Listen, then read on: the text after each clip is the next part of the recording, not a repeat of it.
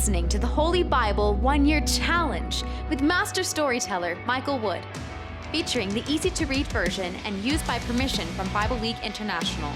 Enjoy the show! Hello everyone, welcome to day 3. We'll be continuing in the book of Genesis. And in chapter 4, we hear about what happened to Cain after he left the Garden of Eden. But Adam and Eve do have a new son, and his name is Seth. And we get to learn all about Adam's descendants.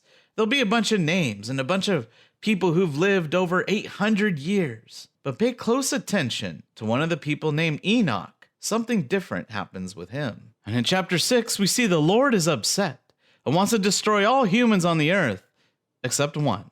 And his name is Noah. And there's also a very interesting verse in chapter 6, verse 4, when it talks about the sons of God having children with human women. This is some sort of supernatural hybrid of a human that walked the earth, and they were powerful heroes.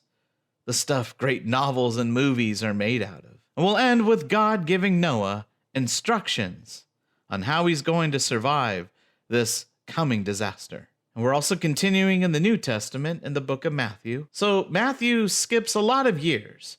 We hear about the birth of Jesus, and then we're going to jump ahead to when Jesus was about 30 years old, out in the desert. And John the Baptist is out baptizing people. But he knows about the coming Messiah, and perhaps the defining moment of his entire life is when he gets to see his Messiah, Jesus the Christ, face to face. What would John the Baptist say in that moment? What do you say about someone you've been expecting to see for so long? Someone you've been shouting in the desert to announce their arrival, that they will come someday. And now here he is. But more important than what John the Baptist has to say is what God has to say. And this is recorded in the New Testament in the book of Matthew. So stay with us to hear all the details, and I'll also be giving a detailed introduction to the book of Psalms. If you enjoy the show, visit me at patreon.com/storymaster. You'll find the link in the description box below. By contributing as little as $1 per month, you will enable me to continue this ministry, and you'll get cool rewards too. Together, we're going to get through the Bible in 1 year. Let's get started. Genesis chapter 4, verses 17 to 26. Cain had sex with his wife, and she became pregnant and had a son named Enoch. Cain built a city and gave the city the same name as his son, Enoch. Enoch had a son named Irad. Irad had a son named Mahujael. Mahujael had a son named Methuselah, and Methuselah had a son named Lamech. Lamech married 2 women. One wife was named Ada, and the other was named Zillah. Ada had a son named Jabal. Jabal was the first person to live in tents and raise cattle. Jabal had a brother named Jubal. Jubal was the first person to play the harp and flute. Zillah had a son named Tubal-Cain. Tubal-Cain was the first person to make tools from bronze and iron. The sister of Tubal-Cain was named Naamah. Lamech said to his wives, Ada and Zillah, hear my voice. You wives of Lamech, listen to me. I will kill any man who hurts me. I will kill even a young man who hits me. Do you remember the warning? Whoever kills Cain will lose 7 of his people to pay for it. Well, whoever kills me will lose 77 of his people. Adam and Eve have a son. Adam and his wife Eve had another son. Eve named him Seth, and she said, God has given me another son. Cain killed Abel, but now I have Seth. Seth also had a son. He named him Enosh. At that time, people began worshiping the Lord. Genesis chapter 5. Adam's descendants. This is the record of Adam's descendants. When God created people, he made them like himself. He created them male and female. And when he made them, he blessed them and called them humans. When Adam was 130 years old, he had a son. The son was just like Adam, an image of his father. Adam named him Seth. After Seth was born, Adam lived 800 years. During that time, he had other sons and daughters. Adam was 930 years old when he died. When Seth was 105 years old, he had a son named Enosh. After Enosh was born, Seth lived 807 years. During that time, he had other sons and daughters. Seth was 912 years old when he died. When Enosh was 90 years old, he had a son named Kenan. After Kenan was born, Enosh lived 815 years.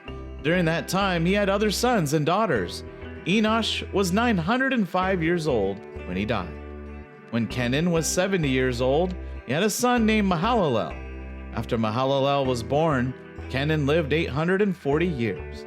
During that time, he had other sons and daughters. Kenan was 910 years old when he died. When Mahalalel was 65 years old, he had a son named Jared. After Jared was born, Mahalalel lived 830 years. During that time, he had other sons and daughters. Mahalalel was 895 years old when he died. When Jared was 162 years old, he had a son named Enoch. After Enoch was born, Jared lived 800 years. During that time, he had other sons and daughters.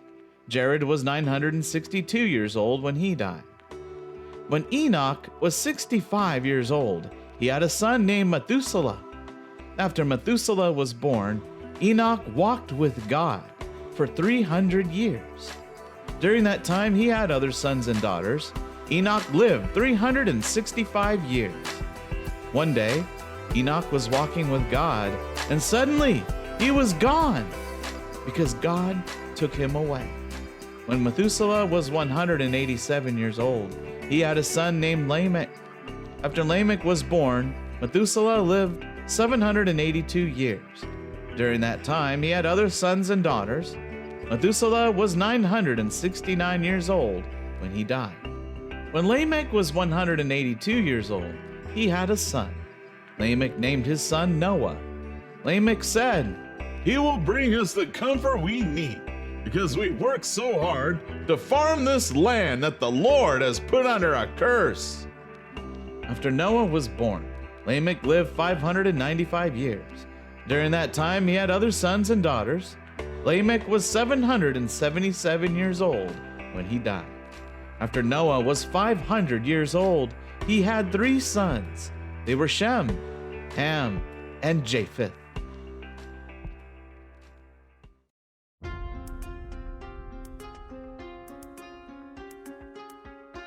Genesis chapter 6. God sees all people become evil. The number of people on earth began to increase greatly as they had more and more children.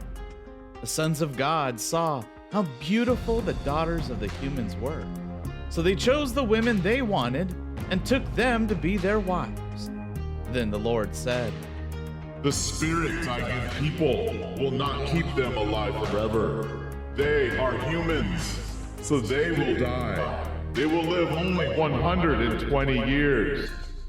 The sons of God had children with the human women they desired. The children became the powerful warriors who have been famous since that time so long ago. They were the men with amazing power who lived in the land at that time and also later. The Lord saw that the people on earth were doing more and more evil things. In fact, every single thought that entered their minds was evil. The Lord was sorry he had made them. He was deeply upset.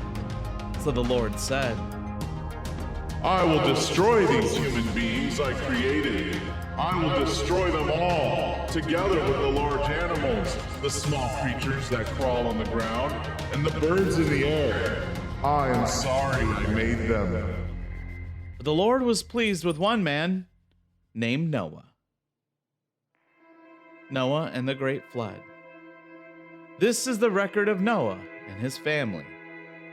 Noah always did what was right. In fact, he was the only man of his time who was completely free from blame.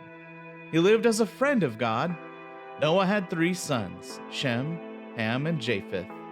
When God looked at the earth, he saw how people had ruined it. People everywhere were doing wrong to each other. God could see how evil the earth was now. All the people had lost their way. So God said to Noah, Everywhere on earth, people are fighting and killing each other.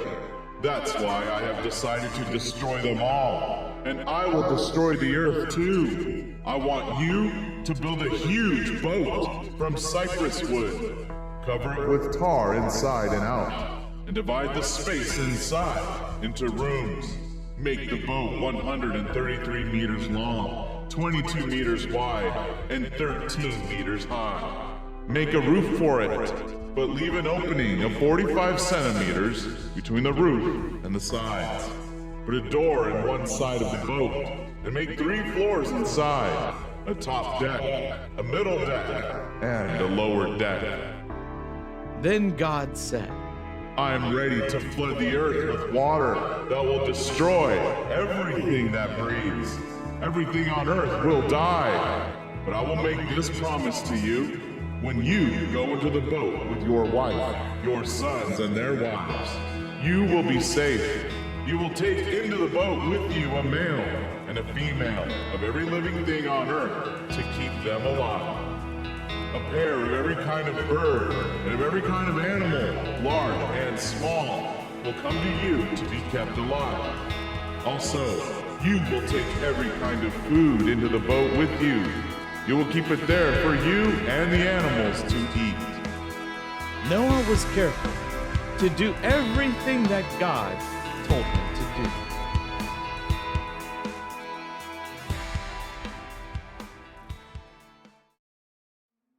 Matthew chapter 2, verses 19 to 23. Joseph's family returns from Egypt. While Joseph and his family were in Egypt, Herod died. An angel from the Lord came to Joseph in a dream and said, Get up, take the child with his mother, and go back to the land of Israel. Those who were trying to kill the child are now dead. So Joseph took the child and his mother and went to Israel. But he heard that Archelaus was now king in Judea. Archelaus became king when his father Herod died. So Joseph was afraid to go there. Then, after being warned in a dream, he went away to the area of Galilee. He went to a town called Nazareth and lived there. This gave full meaning to what God said through the prophets. He will be called a Nazarene. Matthew chapter 3. John prepares the way for Jesus. Not too many years later, John the Baptizer began telling people a message from God. This was out in the desert area of Judea. And John said, Change your hearts and lives, because God's kingdom is now very near. John is the one Isaiah the prophet was talking about when he said, There is someone shouting in the desert, Prepare the way for the Lord, make the road straight for him. John's clothes are made from camel's hair, and he had a leather belt around his waist. For food, he ate locusts and wild honey. People came out to John from Jerusalem and the rest of Judea and from all the areas along the Jordan River. They confessed the bad things they had done, and John baptized them in the Jordan. Many Pharisees and Sadducees came to be baptized by John. When he saw them, he said, You are all snakes. Who warned you to run from God's judgment that is coming? Change your hearts and show by the way you live that you have changed. I know what you are thinking. You want to say, but Abraham is our father. That means nothing. I tell you, God can make children for Abraham from these rocks. The axe is now ready to cut down the trees at the roots. Every tree that does not produce good fruit will be cut down and thrown into the fire.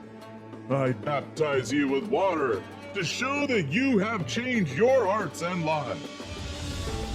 There is someone coming later who is able to do more than I can. I am not good enough even to be the slave who takes off his sandals.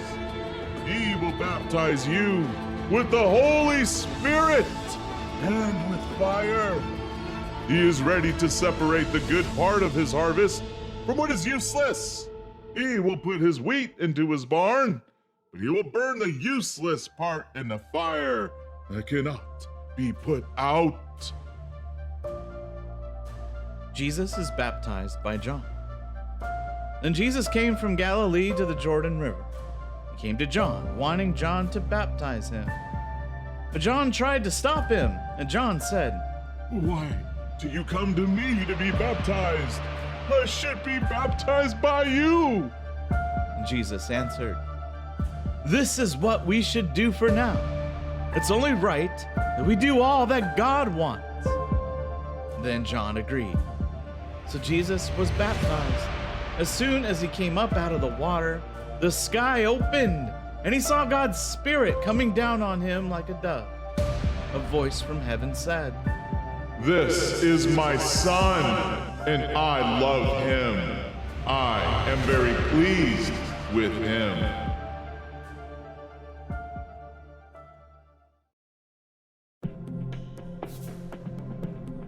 The Book of Psalms, an introduction. The Book of Psalms is a collection of poems, or songs. The word psalm is from a Greek word meaning a song of praise. Many of the psalms are songs of praise, but many are not. Some are filled with complaints, not praise. There are many different kinds of psalms. Each psalm says something about God, but not all include God in the same way. Some are about God's people or even God's enemies. Many describe the author's personal experience. Some psalms picture a happy life in a pleasant world. In these psalms, everything is going well the way God created it. For example, in Psalm chapter 1, invites readers to experience this kind of life. Great blessings belong to those who don't listen to evil advice. Instead, they love the Lord's teachings. In these happy psalms, good people please God and enjoy his blessings, and the wicked are rightly punished. These kinds of psalms sing about how wonderful life is when people follow God. In these psalms, the wicked are the ones who suffer. But life is often not so simple. Good people suffer as well. They may experience sickness or poverty. Many times, people who love the Lord are persecuted by those who do evil. So there are psalms about such times. They express sorrow or anger over how difficult life is. Those who are suffering call out to God for help or for justice. They sometimes use language that is shocking. Psalm chapter 137 is this kind of psalm. It is about Jewish captives in Babylon. It expresses sadness and anger about the terrible things they had suffered from their enemies. People who live through such painful times do not always say nice things. In fact, Psalm 137 ends with a blessing for the person who kills the children of their Babylonian masters.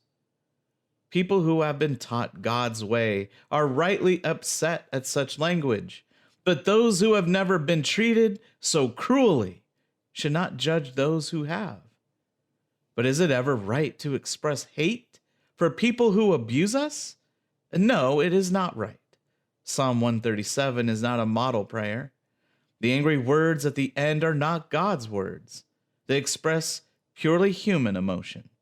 Psalms like these teach that people who feel they have suffered unjustly can be honest with God about their feelings. But God has often surprised people with new life, and there are psalms about that too. The writer of Psalm 30 sings about God who lifted him up out of trouble. God healed him and saved him from death. These psalms can help us move from difficult times to the new joys that God gives. People who have gone through hard times and have sung the sad songs enjoy these psalms the most. The Book of Psalms is a collection of many different songs written over a long period of time. There is something for everyone.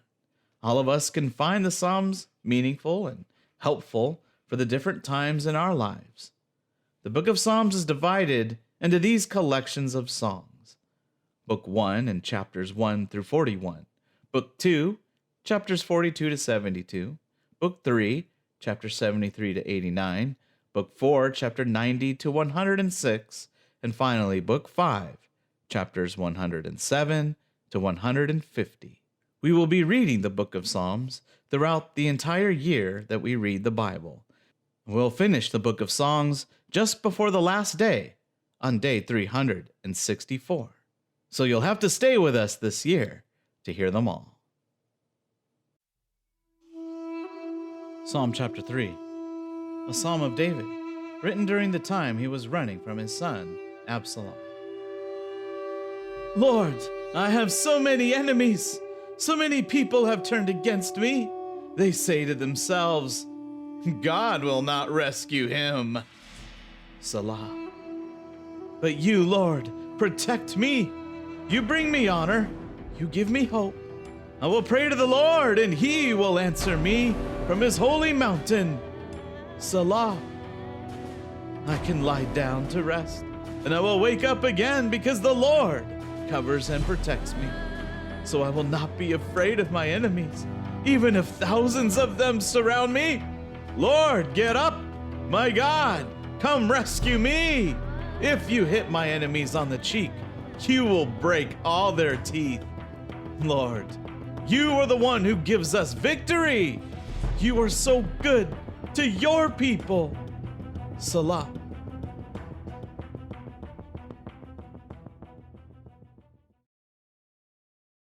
All right, everyone, that was day 3. Be sure to join us tomorrow for day 4. We're going to go knee deep into the flood and all the details of Noah's Ark and all the animals, and then what happens during and after the flood. And we'll learn how the Lord tries to rebuild what was lost. And we'll also be continuing in Matthew, and we will find Jesus out alone in the desert, being tempted by the devil. And this could be the turning point where Jesus breaks the pattern of sin and temptation to see if he will make the same mistake that Adam did when paradise was lost. And if Jesus can survive this test, then paradise will be regained. We hope you enjoyed today's verses. Be sure to leave us a positive review and to share this podcast with your friends and family. Please join us for the next episode as we experience the Bible in 1 year.